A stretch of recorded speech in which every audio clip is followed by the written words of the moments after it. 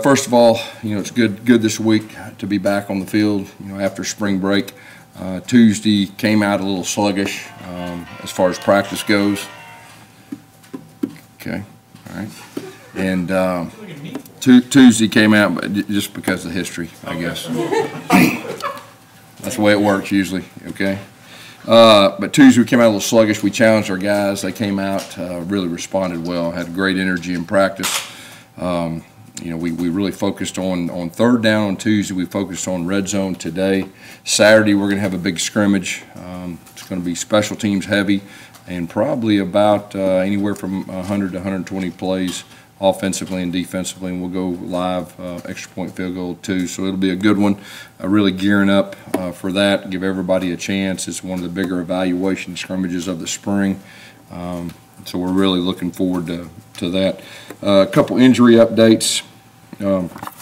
Eli Stove did tear his ACL on the practice before spring break. Had surgery over the break and went extremely well.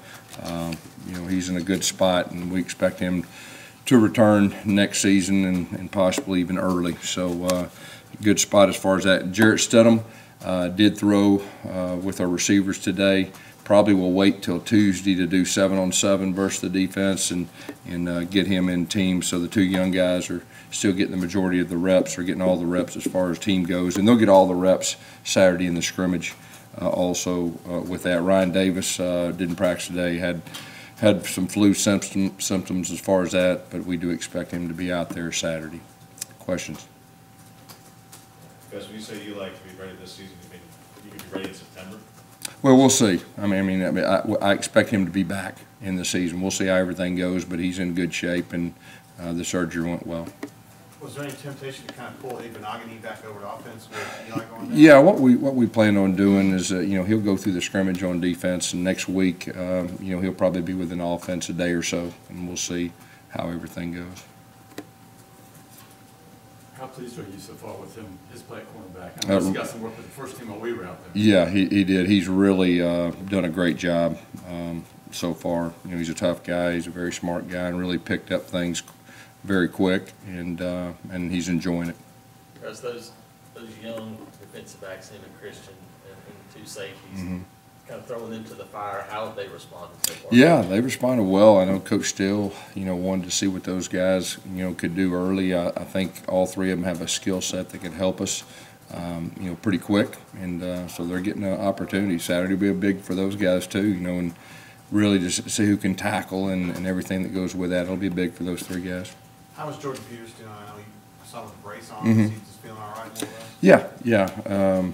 Like I said, I think y'all saw when he went down, but he's practiced the last 2 days, and I'm not going to say he's 100%, but he's battling through it, and we expect him to, to have a good spring. Do you think he'll scrimmage? Yes, I do.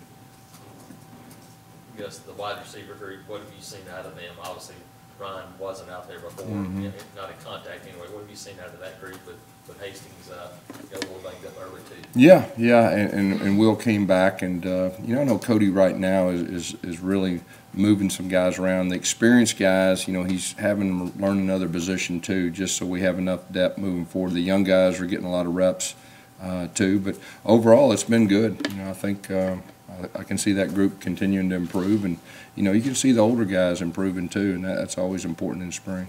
For Darius Sam, have a bit of a limp, little something going on there? No. Saw Tayshawn Manning come in for him early in practice. No.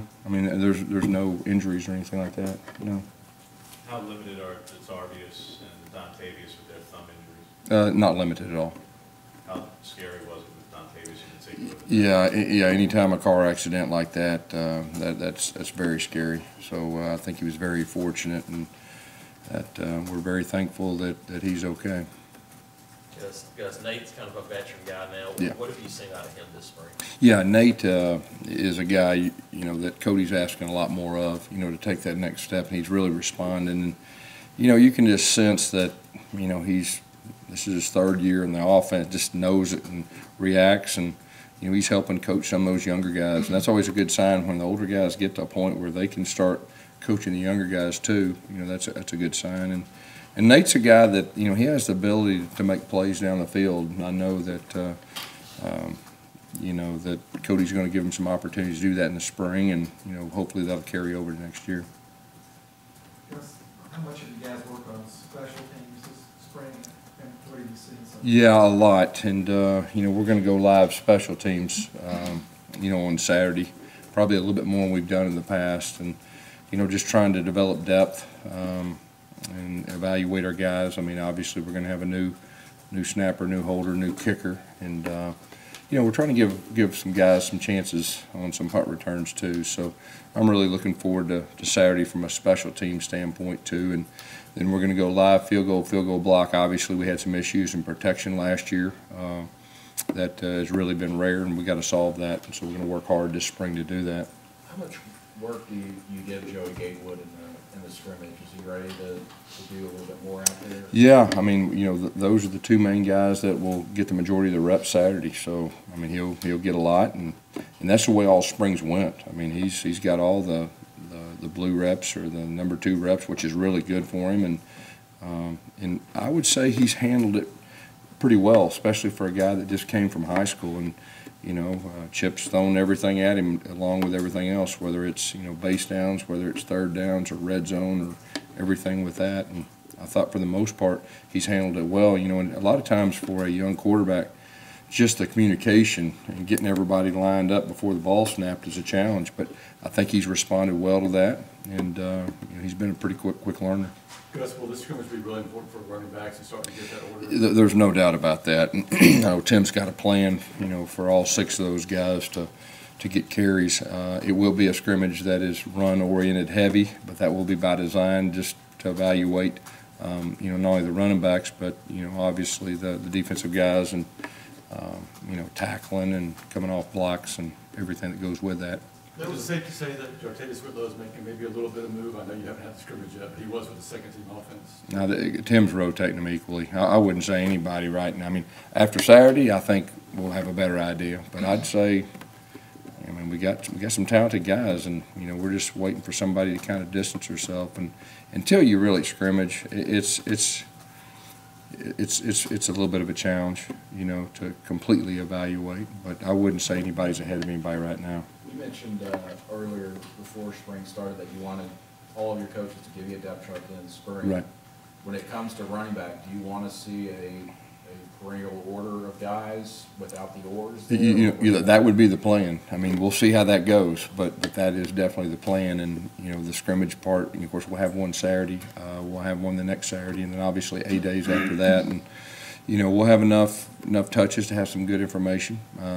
So, you know, that would be great if we could, but we'll see where that goes. Hey, there was a time in August when Marlon missed some time with that elbow. Mm-hmm. You know, he wore that brace all year. I was wondering, did he ever have surgery, or was he just going to kind of play through that? Or? Yeah, he just played through it as the season went, you know, and a lot of times you get banged up and just play through things, and he did that. But I'd say he's pretty healthy right now. Yeah, he's still got it on. He's just going to. Yeah, well, a lot of times it's just for safety Okay. teams. You know, if a guy ever has a knee injury in the past, even though his knee's feeling good, just safety, especially in spring. Yeah, okay. So, no, he's feeling pretty good.